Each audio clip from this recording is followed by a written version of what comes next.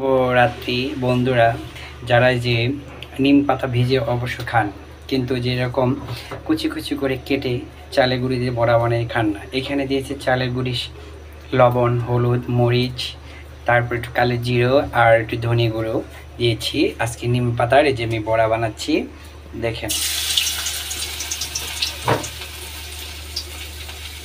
আপনারা নিম পাতার বড়া গরম গরম খাবেন, অনেক স্বাদ লাগবে। ভাজার চেয়ে এইভাবে চালের গুঁড়ি বা বেসন দিয়ে আপনারা বড়া বানায় খাবেন গরম গরম, তিতোটা কম লাগবে কিন্তু খুব ভালো লাগবে।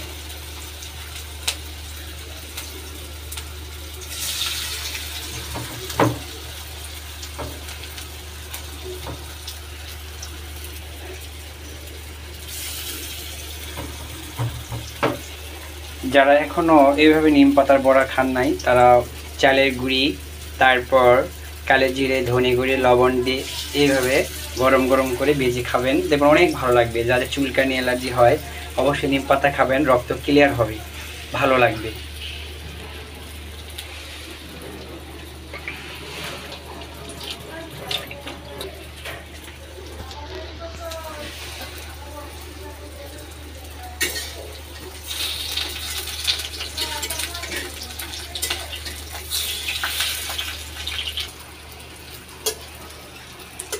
যারা এখনও তৈরি করতে পারেন নাই, তো ঘরে বসে এইভাবেই তৈরি করে খাবেন।